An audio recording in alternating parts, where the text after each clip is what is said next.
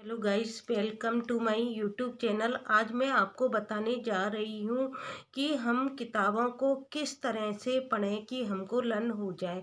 किताबों को पढ़ने का एक तरीका होता है कि हम किताबों को किस तरह से हमें पढ़ना चाहिए जिससे वो किताबें लर्न हो जाए। जैसे आपको पता है, आरपीएससी फर्स्ट ग्रेड के सिलेबस में जो आरपीएससी फर्स्ट ग्रेड की तैयारी कर रहे हैं उनके लिए मैं बताना चाहूँगी कि स्पेशल हिंदी सब्जेक्ट वालों के लिए, जैसे आपको पता है, हिंदी सब्जेक्ट में उच्च माध्यमिक स्तर और स्नातक स्तर और स्नाकोत्तर स्तर, इस तरह का हमारा सिलेबस बटा हुआ है। जब सिलेबस बटा हुआ है तो आपको किस तरह से तैयारी करनी है, तो स्नातक स्तर के जितने भी कवि लगे हुए हैं आपको आदिकाल के लगे हुए हैं, भक्ति काल के लगे हुए हैं और रीति काल के लगे हुए हैं।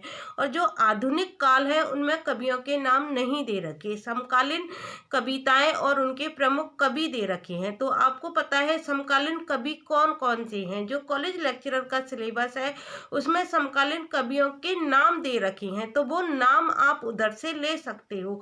नाम उधर से लेकर उन समकालीन कवियों को तैयार करना है, उनकी कृतियों को तैयार करना है, क्योंकि क्वेश्चन क्या है उधर से ही पूछे जाएंगे। तो इन सारे कवियों की लिस्ट हमको तैयार करनी है, और जो आदिकाल के कवि दे रखे हैं, भक्ति काल के दे रखे हैं और रीति काल के दे रखे हैं, वो तो आपको तैयार करने ही हैं, क्योंकि उन्हीं में से क्वेश्चन पूछे जाएंगे। जैसे चंद्रवरदाई है जिसकी की कृति क्या है, पृथ्वीराज रासो है, तो इसमें क्वेश्चन क्या बनेगा कि पृथ्वीराज रासो को किसने प्रमाणिक माना है, किसने अप्रमाणिक माना है और किसने अर्ध प्रमाणिक माना है। इससे संबंधित एक क्वेश्चन पेपर में जरूर आता है। और पृथ्वीराज रासो के कितने प्रकार के छंद हैं और कितने सर्गों में इसका विभाजन किया गया है। इसके अलावा बीसल देव रासो से संबंधित क्वेश्चन पूछे जाएंगे, क्योंकि बीसल देव रासो कृति सिलेबस में लगी हुई है। और इसके अलावा जो भक्ति काल के प्रमुख कवि हैं, जैसे तुलसीदास हैं, सूरदास हैं, तुलसीदास की सारी कृतियां याद करनी है, कौन सी अवधी भाषा में है, कौन सी ब्रज भाषा में है।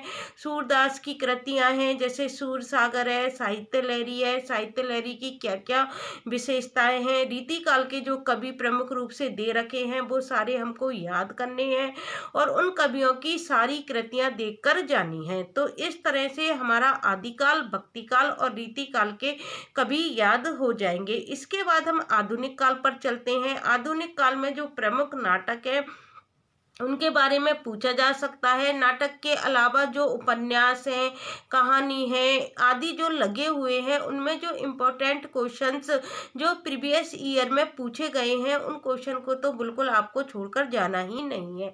तो इस तरह से आज मैंने आपको बहुत कम रणनीति बताई है। आगे की रणनीति मैं आपके साथ कल शेयर करूंगी। रणनीति समझने के लिए आप मेरे चैनल से जुड़े रहिए। Thank you guys.